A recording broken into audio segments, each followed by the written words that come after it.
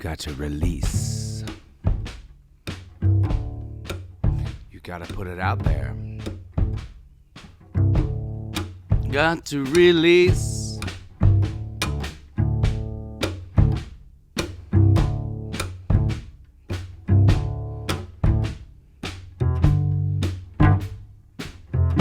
Oh, you got to release. Release me, or I don't exist. You gotta release your music, people.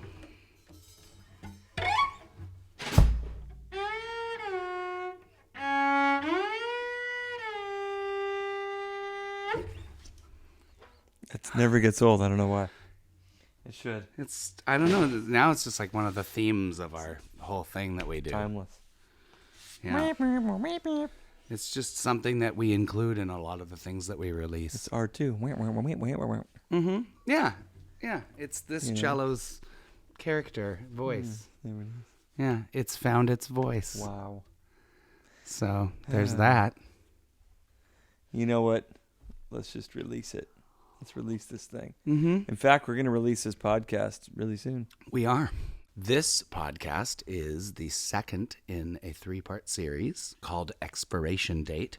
This particular portion is named Release because your music is crying out from inside of you saying, release me. Your art, your creative ideas, your inventions, your inventiveness, your ingenuity is crying out inside of you to be released. Your art needs to be released, and there are many steps that it takes depending on what you're trying to do to get it out there. But you don't be your own worst enemy. I guess you can develop it. I think there's a difference between developing and like hoarding or sitting on it. Right. You're working on a song and you showed it to some close friends or something and everyone's telling you, this sounds great. This is amazing. Oh, I love that. Probably a good idea to get it out pretty soon. Yeah. It's probably pretty close. Yeah. You hear everything that's wrong with it. What do you want to do? Do you want to perfect that one song? Or do you want to put more out and apply what you learned from this one to the next one and just let there be a natural progression? That's what I'm talking about. I think it's like a lot of people get hung up on trying to have the number one smash hit as their first release. And it's like, that's not realistic. Putting out material is part of how you learn how to make that number one smash hit. Yes. I actually touched on this a little bit. It's probably in episode 1 or so. So for me, the best way for me to improve ever has been by releasing something, because once it's out, I instantly hear everything that's wrong with it. The way to do kind of a rough, really, or what do you call it, a soft release, is invite people in and let them hear it. Just press play and sit there, and if you have to just fight through it, do it, because there's something about, I'm sure you've experienced this. Oh, yeah. We've talked about it. As soon as someone else is in the room, all of a sudden you hear everything that's wrong. And if it's not wrong, you're like, oh, this part's good. But for some reason, letting other people kind of hear it, what's working, what's not working. Yeah, I don't know if it's like you can tell by their countenance or just the vibe of the room or where their headspace is, or sometimes I feel like I can hear through people's skull. Like if I play a thing for you, I can hear it sort of bouncing out off of you. Right. And then it gives me a different perspective on it. So bringing people in to critique is good, or just bringing in people to enjoy.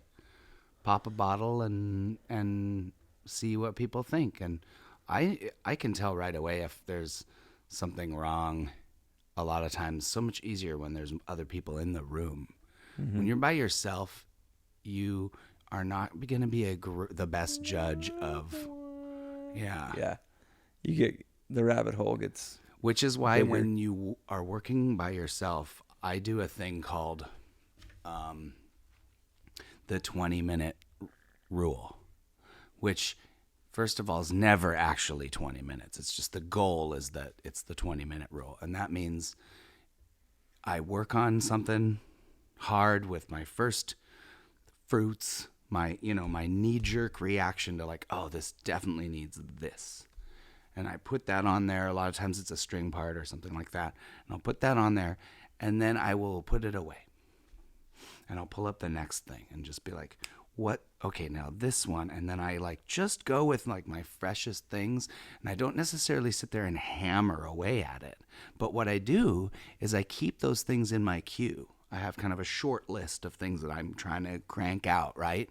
And I don't sit there and just always hammer away at the same thing with non-fresh ideas. A lot of times I'll just roll through, and then it keeps my brain fresher, and I have a lot better perspective. The fewer people that are there, the more you should keep that attention span, diverted and rolling instead of hammering away. Because like I've said before, if you just hammer away at something, it's just going to become a flat line. There's not going to be any shape left to it.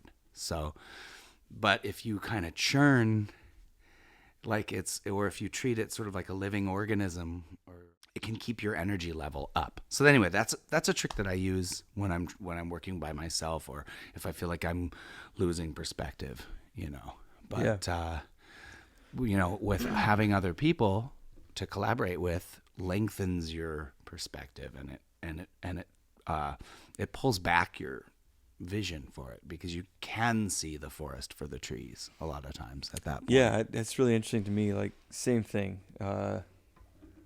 Collaborating. We're kind of talking about collaborating a lot. I guess it's just because the tendency could be to kind of sit on something forever. And so if you need that kind of extra push to get your stuff out there, release it. If you're having trouble, I've found bringing other people in or sending it to people like Phil. Hey, Phil, I just sent you one the other day, right? Yeah. And what was your notes? You gave me some notes. You I was just like, the triangle in the chorus is distracting. Yeah, and I hear like a 900 million things.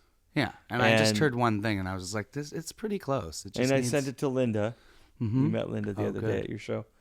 And her feedback was, wow, this is so good. You keep it so fresh.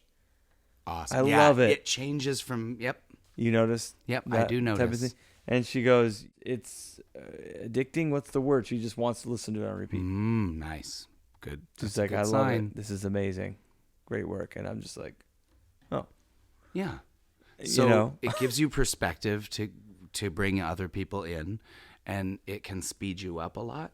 It can help your decision making. Like, if is this a cool flaw or is this a mistake? And Brian's like, no, that's a mistake, or no, that's a cool flaw. And like it can help tip your decision making and speed you up and so that you get can you from getting hung up. Release. So that you can actually release it and get it done. And the other thing about the collaboration that relates to the release side of it is when you and I are working on something together, which we're currently working on a couple different things together, and there's one of them in particular that you're mixing and I wrote, and it's now in your hands, and it's like cool because now I'm like, hey Brian, where's that thing we did together? Like, we both want to release it. Like, we're both invested, and we can hold each other accountable to that. Or you like can this be like podcast, or too. And actually, I mean, that is a song that I kind of was sitting on for a little while. Really? And so you are helping me to be accountable to also releasing it too, which is why I didn't want to mix it myself, because it was getting a little stale for me. So I'm like, no, you take it. You do your fresh ears. That actually, really catches me off guard, or it surprises me. Like, when did you write that song? Like a few months ago. Okay. It sounded like you had just come up with it. Not years ago. For me, like, somebody asked me for some files from like a year ago, and I was just like, dude, that's like 20 hard drives back. Like, that's so old, and it was only from a year ago, but it was like 2 weeks or 2 months is old like in the music industry. 1,000 projects ago, because I'm cranking it. A lot of young people, I think we've mentioned this before, but a lot of young people I work with, what I consider young, anywhere from like 12 to 20, young 20, something like that. They're like, oh, something it came out a long time. It's old. I'm like, when? Like 2 Right. months ago. And Yeah. I'm like, ugh. Right. Or 2 Right. weeks. It's not new. It came Oh, out yeah, 2 no, weeks. that's last summer's smash hit. I'm not even in. Not you even know? that. They say I it's know, 2 but- weeks old, and Oh it's my like, gosh. oh my god. Or yeah, I'm like, hey, what's that Yeah, one it's like, jam? to And they're me like, and you, that's it's like, from that's a pretty new song. 2014, and we're like, Yeah. 2014 is like that just happened, but no, it's like old. Yeah, you gotta know. You gotta know. So you need to release because, I mean, so here's the thing: is for the artist, it's only relevant. It has an expiration date. There's a shelf life to every project, right? Just like a gallon of milk, you leave a gallon of milk on the counter, you've got a few hours. Yeah. It's going to go bad. And so if you're working on something and you let too much time go by, eventually it doesn't matter to you anymore. And you just kind of... Exactly. It's not in your queue. It's not in your priority. It loses your relevance here, or its relevance to you inside. And so what inspiration are you supposed to draw from if it's irrelevant to you? Mm-hmm. And I've seen this and I've done it. I've had it happen on projects I've been involved in, my own thing. And it's like, yeah, there has to be a sense of urgency because it is an urgent matter. Like, it's expiring. Right. It's like you go, idea, tick, tick, tick, tick, tick, the clock's ticking as soon as you get that idea. And if you don't act on it, it won't be relevant to you. You'll miss the time to work on it and finish it while it's still relevant to you. Now, another thing is, say you finish it, but you don't put it out, and then a couple months passes, and all of a sudden you're like, I'm not proud of that. Like you said, I could do the vocals so much better, or my songwriting's improved so much. And it's like, sure, you're right. Those things are true. You need to release that so the world can experience it and have, because your audience wants to see your growth too. Do you they remember, want to grow with you. Do you remember a small Seattle-based band named Nirvana? Mm-hmm. Yeah. They had a little song called "Smells Like Teen Spirit." I'm not sure if anyone's heard of that one before. It's only been like number one for like, I don't know how many years on the end. Everyone still knows that song. Yeah, it's like one of the first songs everyone learns on guitar, drums, whatever, or the screams, the vocals. And remember they came out with that like live version, where the lads are, and Kurt was just like, oh my God, this song. By the time it became a hit, they were so done with it. They were already so done with it. And then it's all they heard everywhere. Liu, Liu, we will rock you. It's like, okay, I get it. I know that song. To them, it was old. Like, the world was just catching on. Yeah. And even though the world was just catching on, the consumers will say. So there's the artist, there's the creator, and then there's like the consumers of that art. The consumer is going to be relevant to them for like years, decades. It could be forever. Yeah. But it's only relevant to the artist while you're making it. Yeah. And that's over. Because you're the one that made it. Yeah. That's fine. That's great. You did your part. Which is all the more reason to put it out sooner so that you're even less sick of it when you have to overplay it. You played your part in the art. Yeah. Heaven forfend that you would have a huge hit and then have to repeat it a bunch because that's what people paid to see you do. I get kind of mad at bands that get too big to play their big hit. I'm like, no, you have to play your big hit. I'm sorry. That's what got you here. But the other thing that is cool about releasing is that, let's say, I've had a few different artists with a similar experience where they're kind of folk or kind of country and kind of poppy, but they have some modern elements. And so like this song seems bluesier and this song seems poppier, and some people don't necessarily like, oh, well, I'm a little confused as to, the focus of your genre, let's say. That's pretty normal, right? Especially for a developing artist to kind of try on different things. And that's what's cool about like an EP, which I like EPs better a lot of times because they're more daring and they're trying different cool things out. So I love that about an artist. And the way to battle that is if you have 4 songs out there that are kind of stylistically different, and then people are like, oh, I'm so confused. That's one thing. But what if you have 60 songs out there that are all kind of stylistically different? Do you think people will be confused? Or be like, no, they don't have a focus as an artist because they've got 5 records worth of material that some goes a little further this way and some goes that way. But over the scope of your catalog, okay? So if you have an EP, that's a thing, right? But if you have a catalog, then no one can be like, oh, they seem this or that. Like that's not a question anymore. So why not put more out? Like I've been saying a lot. I know I shared it with you, I think, earlier today. We were just chatting, and I say put it out and then drown your old stuff with new content. Yeah. Just drown it in more content. If you don't like something that you did, then just make so much more stuff that no one will maybe even ever find it. But don't pull it. Don't be a jerk. Don't pull it.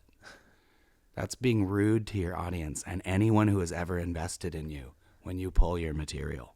You know, I have people contacting me all over the world for like the last, since 2011 or 2014. Where's your old Hat Trick CDs? I can't find them. I love them. I'm a huge fan. Gotta put those Germany, up. Japan, UK. Can you get it it's up like digitally? Everywhere. Yeah, I have a box. I have one box, world, somewhere in a closet with all the Hat Trick CDs in it. Okay. So can I help you put that all out digitally so that they don't need a CD? It's probably going to happen. I'll just say that. Let me help probably you. Make that I'm happen. good at that. And that's part of it too. Like they want it. We live in this awesome There's world where you can just digitally release stuff. You don't have to print a CD. In fact, please don't. No, I turned 36. Maybe vinyl. Vinyl is worth it because it's sexy, it's beautiful, it's a presentation, it moves when you put it on the thing, it's a tactile experience. I love vinyl. Sounds cool. And I mean, CDs are great too. I mean, if I have CDs, what I do is I sell or give them to people so that then they have them in their car. CD is awesome for the car because you can just throw it in and forget about it. And then you accidentally listen to my record 8 times in a row because you weren't thinking about it in the car. So I do like CDs. I'm not saying, but nowadays, everybody has a phone, and I mean, selling an actual record is not really a very big revenue stream for very many of us, So that's another thing we can talk about too, is by releasing your material digitally, you're giving yourself a chance to get at least a tiny bit of streaming revenue from the Spotifys and the Apple Musics and the ASCAP and BMI and that kind of stuff. At least you started get placed too. And then getting placed, who knows? Because the thing is, Demo Love is the forefront of all commercial music. What do you mean demo love? So meaning the client of the creative agency that's making the commercial almost always has demo love for some song that they want in their commercial. And what happens is, depending on their budget, they can either afford to use that song that they already chose, or they try to hire somebody to rip off that song for cheaper, or go with something similar or like it, or try to find something that's similar to this demo. And it really sucks because those other scenarios, besides just using the original demo, are always like a sacrifice or a compromise. Because you're kind of making something that kind of sounds, but it can't quite sound, or you're plagiarizing, and it makes you feel gross when you're trying to copy somebody else's. It's like, just give me the footage. So I a lot of times I'll tell people, like, I don't want to hear your demo. Give me the footage of your commercial, and I will write what I think is the music that belongs there, because that's my job. That's what I do. Otherwise, if you have demo love, I have enough respect for the person that made that piece of music to be like, go pay them. Sorry that it's expensive. You chose an expensive thing. Go pay Elton John to use his song. Sorry, that you have demo love. Okay, that's enough of my negative rant on the demo love. The good thing about demo love is that when you're a composer, or you make your own music and whatever, you get a chance to be the demo love. And then somebody finds your thing and falls in love with it. And then they want to use it in their commercial or their movie or whatever it is. And because guess you what? released it. Because it was already out there and they fell in love with it.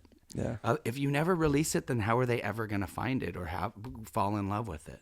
And even if you do have it in your arsenal and give it to somebody, they probably already have demo love of this thing over here. And then they're like, well, it doesn't quite match the demo love that I have. So I want to go back. I want to talk more about these people that have been hitting me up the last few years.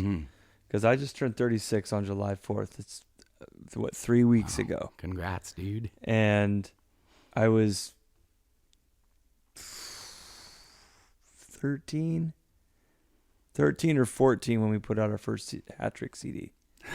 Wow. So that's 22, at least 22 years ago. Wow. You know?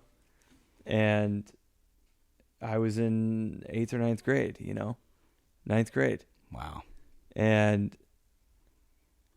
is that still relevant to me now? I mean, yeah, it's a huge makeup of who I am and who I become. But are you sitting around listening to that CD? Not necessarily, but it is cool to listen back to.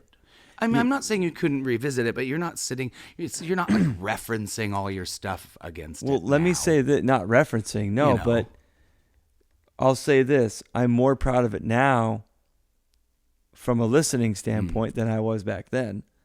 I was excited about it back then. Right. But knew of all of its flaws and was like way more attached to it and would be less likely to release if I had other products already out, which is what happened to us a few years later.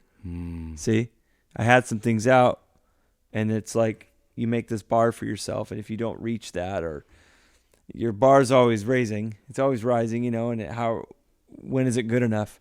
Yeah. And it never will be, and that's the point. That's why you'll always improve. But the point I'm trying to make here is I'm more proud of the content I released 20 some years ago now than I was then. Yes. And that has to say something, because if you wait around until you're finally proud of it, it is too late. It expired. It's 20 years. Yeah. But just to wrap this or bring this home, people are coming. There's a demand for something I released 20 some years ago. There's a demand for it now. Yep. There couldn't be a demand for it now if I didn't release it.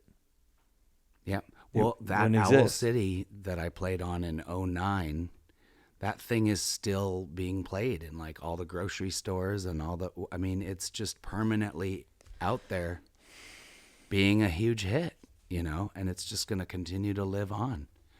And tiny little pennies will continue to trickle from heaven to me just from being on that one thing, Yeah.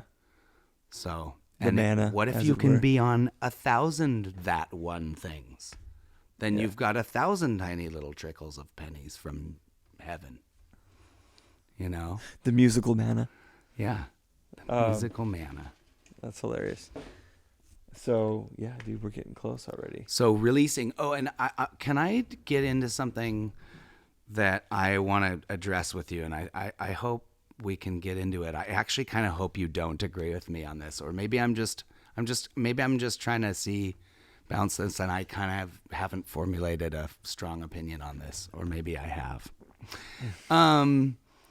I find that an easy way to procrastinate for a lot of people is to give people lots of little tastes on the Instagram and the Facebook, and like look really cute and sing one chorus of a song on the Instagram, and like that's good. I'm not saying don't do that, but if that's the crux of what you're releasing, like in other words, what I'm trying to get at is if you release a whole song and you use things like that to hype it, I like that, okay? But if you only release these little chicken nugget things and then you get a bunch of likes and then your little tummy is full, and then you never actually finish your song and put out a real release that's monetizable, etc. The faux release. It's the fake release. It's the appetizer. I'm not saying don't eat appetizers. Right. Appetizers are good, but I'm saying you also need to actually eat the real food, which is putting out actual content that is monetizable and out there in real life, not just SoundCloud. Sorry, SoundCloud. I mean, it's possible to get SoundCloud famous, but that you basically have to get super SoundCloud famous, and then you might start to make money. You know what I mean? Whereas if you are out there in other mediums as well, I'm not saying don't do SoundCloud, but you can't just rely on Instagram or SoundCloud. You have to have all the diversification. Brings me back to the diversification. But putting stuff out there in YouTube and iTunes, all that stuff, Spotify, that matters. So, am I off track with that? No, you're talking about releasing. What are other ways? Oh, here's a huge thing. I'm all hung up in my little cramped world. Playing out. Yeah. Playing out is how you release. And it's a great way before you're ready to even record, going to an open mic and playing your songs, playing original material, playing covers too, because playing covers is a good way for you to isolate where your voice is without the pressure of unfamiliar material. Right. It's an easy entry Playing and recording both. for playing and recording. Really good. You learn a lot. You can bring into your own stuff. You can. But and another one I thought your of, audiences appreciate, like, oh, they're doing this kind of a cover. The familiarity is nice. You know? Oh, right. So doing that is good too, and releasing those. Another one I like is like little small concerts, like for your family. Yes. Just if you have a little studio like this, or backyard a barbecue, space, or family summertime, barbecue whatever style. Set up some. Just do it. Open mic. Play as much as you possibly can. Yeah. That is releasing you as a musician. It is, and maybe sometimes you'll make some money in the tip jar, or maybe you'll have a good night and open for a band that brought in tons of people, and that happens too. You ever done that where you were like in kind of a not a big deal band, and you're the opener, and the other band just blows the place up, and then they have to pay you. You know, there's a certain cut that you're. And so you're just like, dang, I just like actually made really good money right now. We brought none of the people, you know what I mean? And then other times, you know, it's the other way where you're like, we brought all the people and now we have to pay these dingleberries, but whatever. Yeah, I've had it one time in Montana. We played a show with Brody. It was a hat trick Brody show, and there were so many people that showed up. I mean, there was at least 200 people there. Cool. In this little thing. I don't know, it was like a barn or something. Mm-hmm. And it was probably 300 people. There was a lot of people there. Cool. I mean, it was like packed out, you know, for what it was happening. I mean, we're like, oh, sweet, this is great, you know, cool. We drove a long ways to do a show, and it's great. And it was cool. We were like rock stars that night. It was amazing. And then we went back to that same place. Little tumbleweed, like a year later, 6 months, a year later, like what happened? Weird. You know, but at the same time, that's good. That was a growing experience for me, because it was like, okay, always bring your A game. You never know, you know.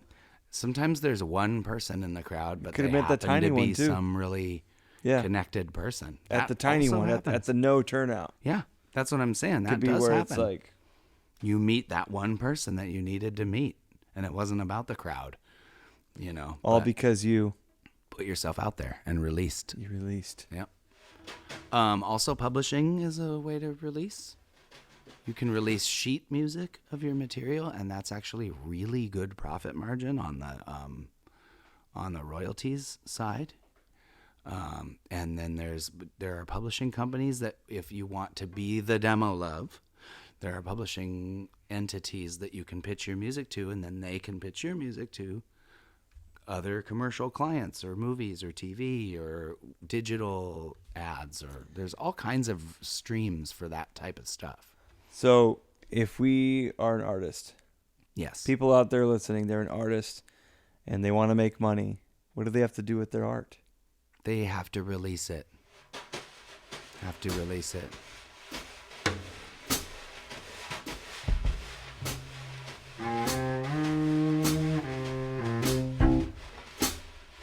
Release me.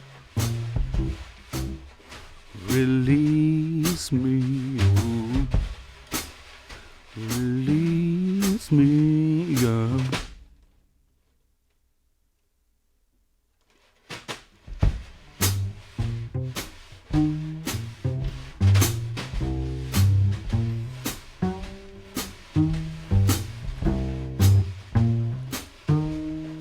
What do you got to do now? Release.